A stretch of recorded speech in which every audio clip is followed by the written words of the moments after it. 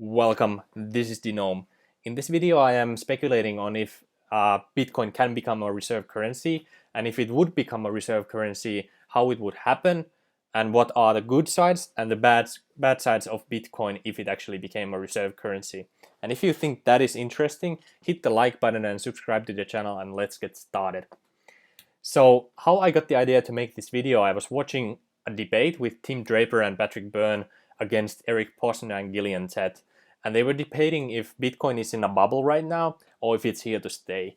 And they had really good points back and forth for the Bitcoin and against Bitcoin. And they touched the topic of reserve currencies, but they didn't go too deep into the topic. That's why I decided to make this video to talk about it and to research it as well. So first we need to establish what is a reserve currency. So there's actually 2 points to becoming a reserve currency according to Wikipedia.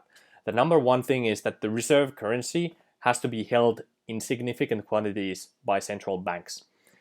And the second thing is that the reserve currency can be used in international transactions.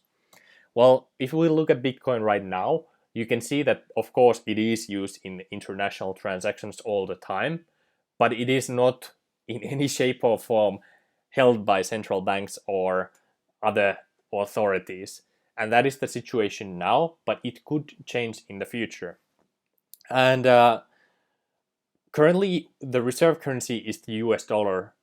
And Investopedia had a really good article about this topic, how US dollar actually became the world's reserve currency. And they had this summary in that article. And basically, after World War II, US had the largest amount of gold in their reserves, and other countries, like after the war, a lot of countries were in debt. They were in really bad shape. So US in that situation was like a shining light, and every other country wanted to link their currency to the dollar because it was linked to the price of gold. So back then we had this gold standard. But today, like since 1971, Nixon actually took US dollar out of the gold standard. And after that, we had something called the fiat monetary system, where you can print unlimited amounts of money and it's not really backed by anything. So you can print unlimited amount of money, and there's just a belief that it has the value that holds it together. And today, more than 61% of all foreign bank reserves are in US dollars, and 40% of world's debt is denominated in US dollars as well. So let's first take a look at the US dollar, the good sides and the bad sides of the current reserve currency. Because if we want to change the world's reserve currency, we first have to take a look if the current one is a bad one or a good one, so we don't make the mistake of changing it into a worse reserve currency than what we currently have, right? So here are the good and the bad sides. And by the way, these are my opinions and what I was able to research and gather. So you may have a different idea or different opinion. So I would be glad if you can actually put them down in the comment section, so we can all benefit and learn from each other, so we all have a better understanding how it works. So the number one thing I put here on the good sides for US dollar as the reserve currency is that the dollar is already spread around the world in large quantities, and the adoption for the US dollar as the reserve currency is really high. And the second thing is that the US dollar is backed by a stable economy. It's no longer the world's largest economy, but it is a stable economy for now. And we have something called petrodollar, which basically means that whenever you want to buy or sell oil, you have to do it in US dollars. So if Russia wants to buy or sell oil to Saudi Arabia, they have to use US dollars. Of course, China and Russia really want to get out of the system because it's not really benefiting them. But this is the situation at the moment. And of course, the world debt is mostly in dollars.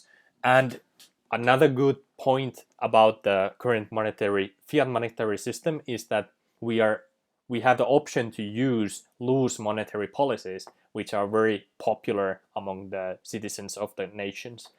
So basically, we can print unlimited amount of money right now, and the government can spend it however they want to so-called benefit the citizens.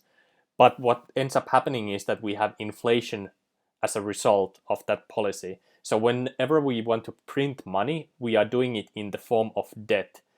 But we don't really want to pay off that debt because that would cut our spending for if I'm the government. So I want to print more money, and then I will have to print even more money to pay off the debt, and then I have to print even more money to pay off that debt. So it has an inflationary effect in the long run. But in the short term, it's really popular, and whenever you have a new president or somebody who's running for the office, they always want to promise the best benefits for the citizens so they get elected.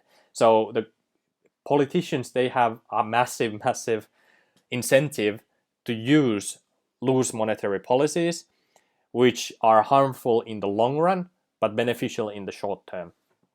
So that's a good side. I put it on the good side, but of course it has a bad side as well, and it has the inflation fears. And as well, we have the manipulation fears, because the US dollars are basically created by the US government. Other countries in the world are not really happy about the situation that they can print as much money as they want without basically any consequence. But if they print their local currency, they get the hyperinflation.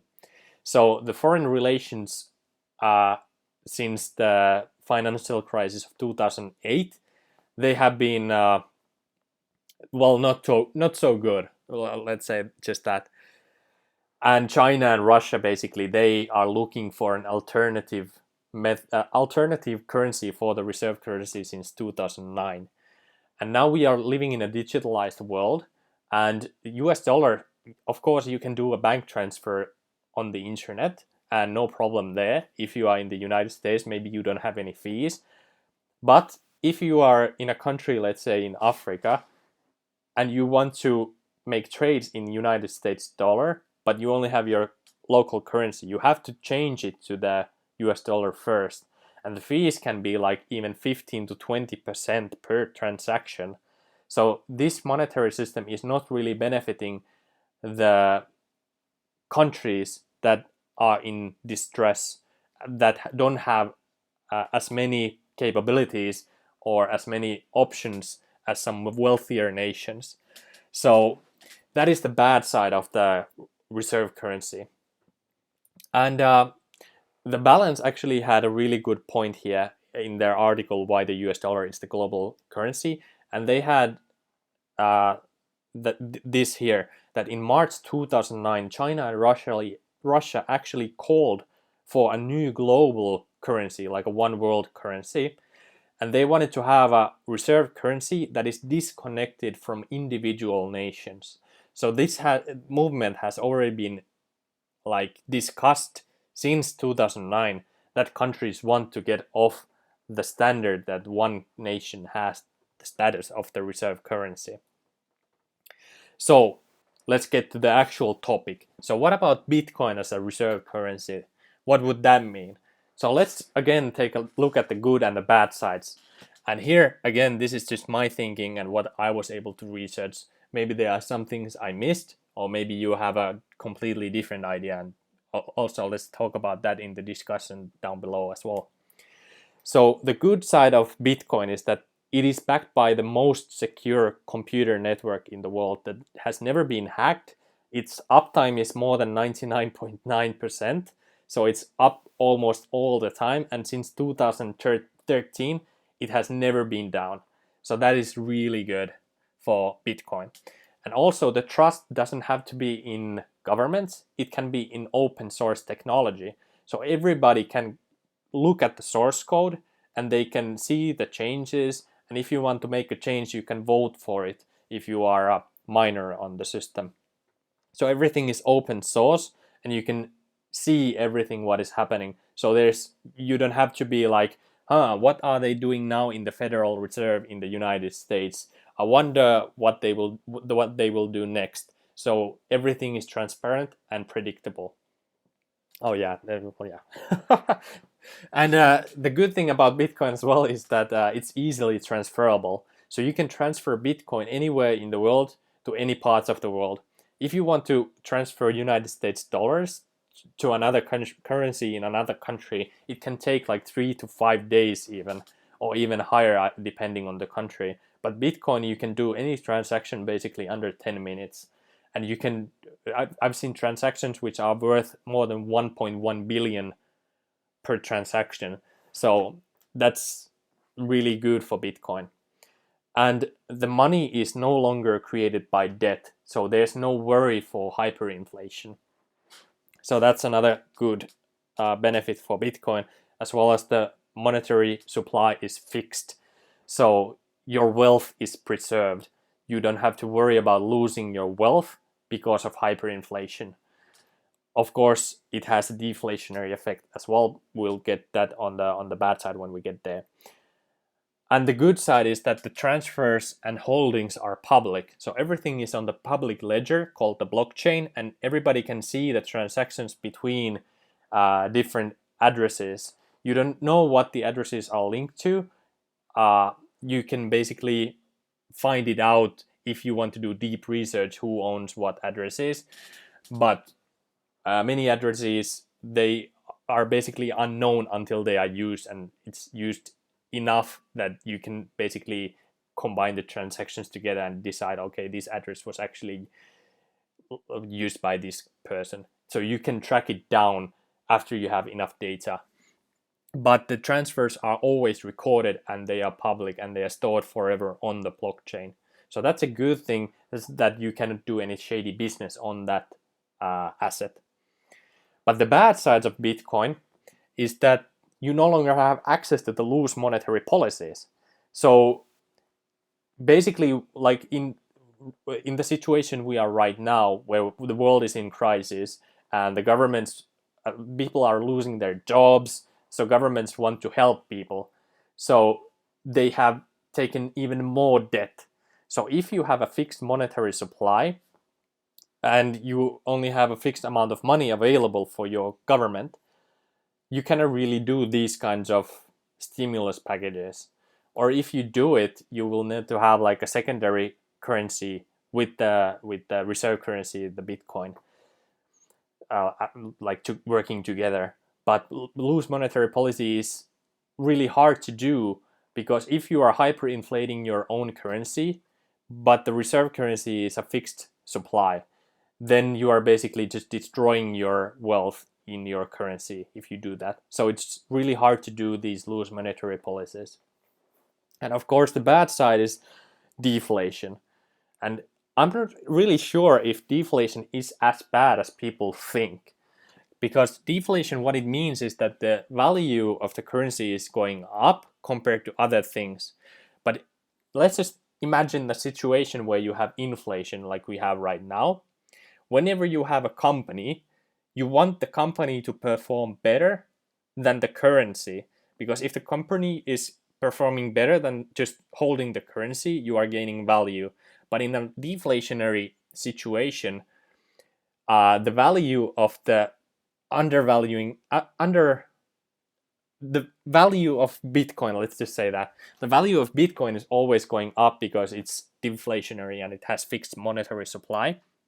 So it's going up. But if you have a company and you're looking at the value of the company to the Bitcoin, which value is always going up, the company could do better if we were in an inflationary environment. But because we are in a deflationary environment and we're valuing the company against Bitcoin, the company may actually not be a good idea to invest in. So that's like the economic wheels are not turning as fast as in an inflationary environment. But it doesn't mean that it's a bad thing or not. It just means we have to basically think about the economy as a whole again. And the next thing is that we have first mover advantage. So when you have Bitcoin as the world reserve currency, people who get in now before the status is announced are in a massive advantage. So if one country were like, wait a minute, there's only 21 million Bitcoin in the world, let's just buy 5 million Bitcoin for us. They have a massive advantage against any other country. So that's a bad thing. So it would also mean that if one government or one country would basically just like take over the market and just buy all the Bitcoin they can get their hands on, that would basically just destroy the value of Bitcoin because it's not transacted between people anymore. So the first mover advantage can be a bad thing if one government or one company or one entity decides to like take over a big chunk of the Bitcoin of the Bitcoins.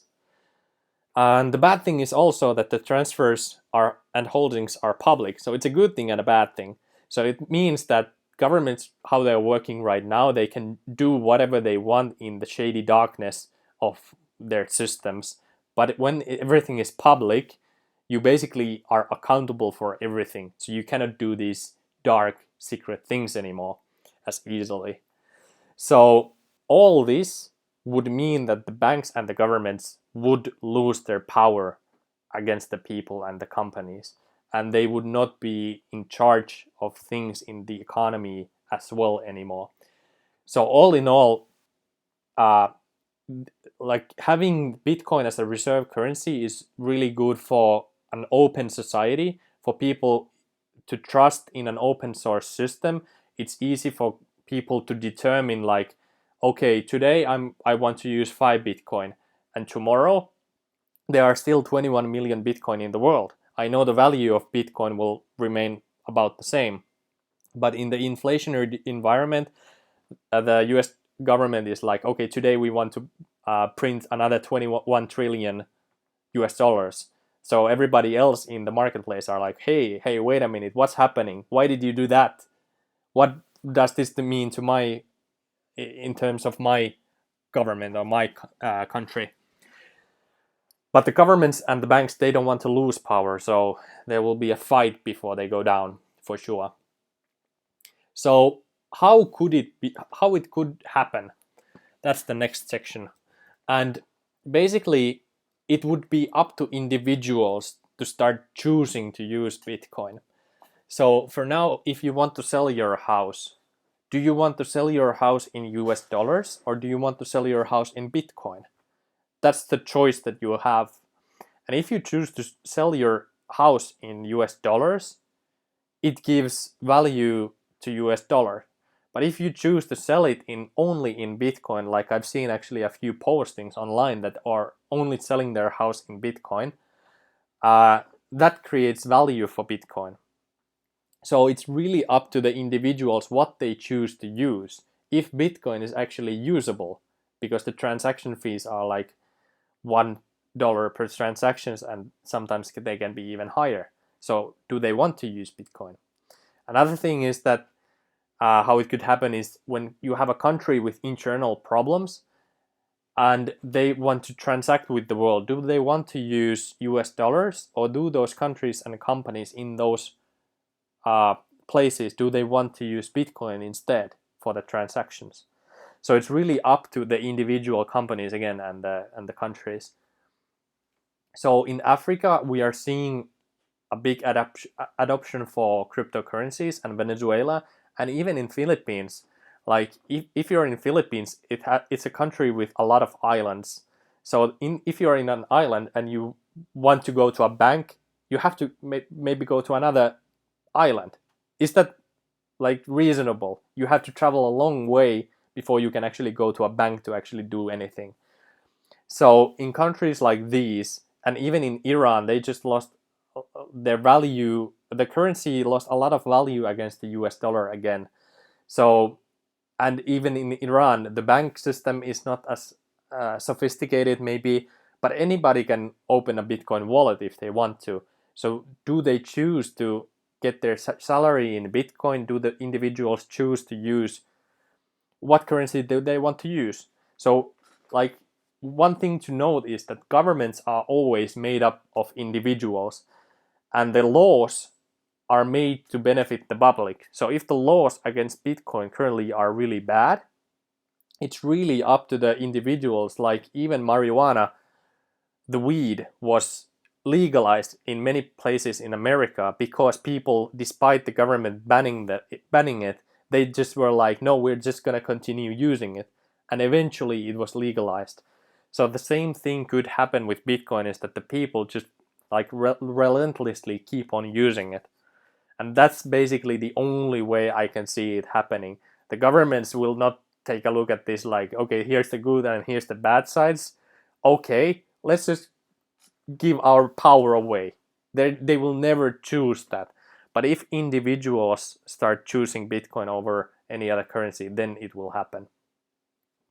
So the next question is, what do you think? Could Bitcoin become a reserve currency or not? I myself, I have my high doubts that central banks will ever use Bitcoin. But if we individuals start using it, then we may not actually need central banks anymore. So what do you think about this topic? And yeah, share this video as well as subscribe to the channel if you find this interesting. And if you want to drive the adoption for crypto further, you might want to take a look at what the crypto.com platform is about, because they are really pushing forward the adoption of cryptocurrencies. I made a video about that, about the reviewer, and check out my other videos as well. And yes, thank you for watching this video, and I will see you on the next video.